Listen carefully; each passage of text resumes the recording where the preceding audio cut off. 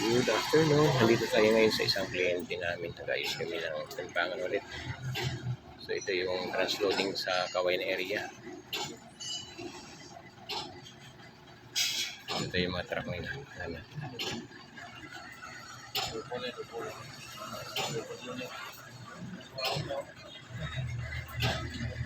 Kawayan area. So yan ang mga practice dito. Binibitin yung tubo.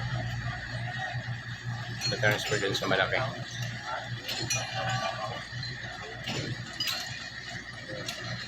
Napakahirap pala maging assistant dun sa mga tubo.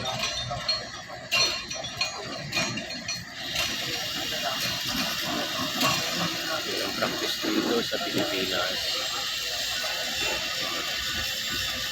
Ito from farm to transfer sa malaking truck going to factory. So yun ang ginagawa nila, pang-ibigin.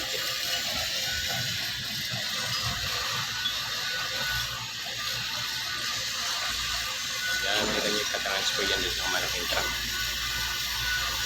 Yun ang proseso ng transfer dito sa Pilipinas. So yun mga 10 tons siguro yan. Ang ano yun, 10 tons.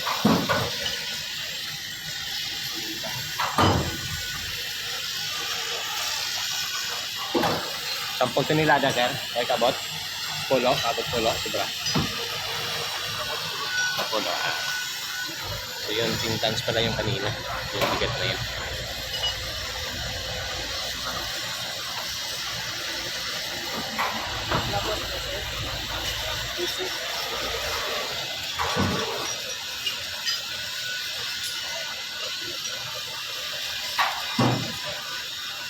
Yun.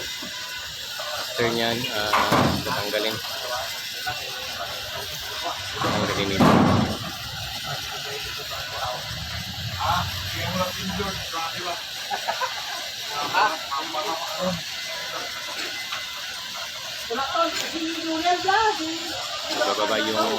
Ibababa ng crane yan, tapos tatanggalin yung kable.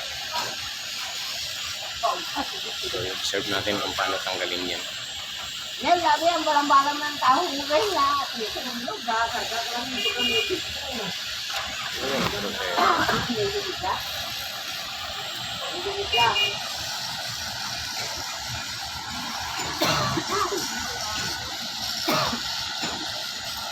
So, yun na muna. Thank you.